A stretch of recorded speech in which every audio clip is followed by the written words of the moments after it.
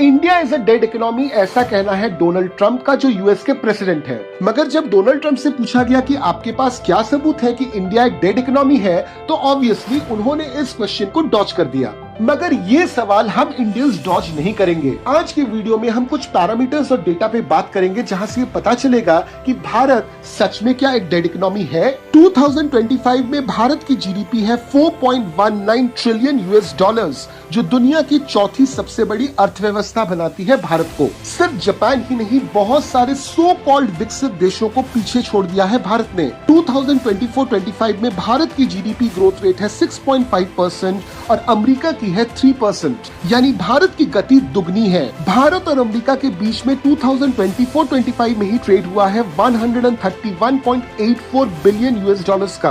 भारत ने अमेरिका को 86.51 billion US dollars का एक्सपोर्ट किया और साथ में 45.33 बिलियन यूएस डॉलर्स का इंपोर्ट किया, यानी कि भारत के पास 41.18 बिलियन यूएस डॉलर्स का ट्रेड सरप्लस है। इतना ही नहीं, भारत की कंपनियां और सर्विस सेक्टर ने अमेरिका के आईटी और फार्मा जैसे सर्विसेज को सपोर्ट किया है, जिससे उनके कंपनियों में खर्च कमा है और उनका लाभ बढ़ा है। एफडीआई की अगर बात करें तो 2000 से 2024 तक अमेरिका ने भारत में 67.76 बिलियन यूएस डॉलर्स का इन्वेस्टमेंट किया है। इसमें से 10.24 बिलियन यूएस डॉलर्स का इन्वेस्टमेंट सिर्फ फाइनेंशियल ईयर 2024 में हुआ है। इससे न केवल भारत में टेक्नोलॉजी का विकास हुआ, बल्कि यहाँ पर जॉब मार्केट भी बढ़ी और साथ में अमेरिका को मिला एक नया मार्केट और उनके सप्लाई चेन को भी फायदा हुआ। भारत का जो आईटी सर्विसेज का ट्रेड होता है अमेरिका के साथ, उसमें भी भारत को 102 मिलियन यूएस डॉलर्स का ट्रेड सरप्लस मिला है। करीबन 40 लाख भारतीय ओरिजिन के अमेरिकी वहां के इकोनॉमी में बड़ा योगदान देते हैं। डोनाल्ड ट्रंप को चाहिए नोबेल प्राइज फॉर पीस। इसके लिए उन्होंने बार बार प्रचार किया है कि दुनिया के सभी वॉर्स को उन्होंने रोक दिया, सब में सीज फायर करवाए। मगर अब भी एक वॉर है जो चल रही है और वो है यूक्रेन रशिया की वॉर। रशिया के विरोध में पहले तो यूएसए ने रशिया पे बहुत सारे सैंक्शंस लगाए, फिर अपनी वॉर टेक्नोलॉजी यूक्रेन को बेची। वॉर की शुरुआत में उनको लगा कि ये वॉर ज्यादा दिन तक टिकेगी नहीं, मगर वहीं पे एक टर्न आता है, oil prices all over the world बढ़ते हैं और इंडिया को एक अच्छा प्राइस मिल जाता है ऑयल का रशिया से। अब इस वक्त डोनाल्ड ट्रंप का कहना है कि चूंकि इंडिया रशिया से ऑयल खरीद रहा है, तो रशिया के पास पैसा है इस वॉर को और लंबा खींचने के लिए। और अगर यूक्रेन रशिया वॉर इसी तरह से चलता रहा तो शायद ट्रंप को नोबेल प्राइज फॉर पीस न मिले।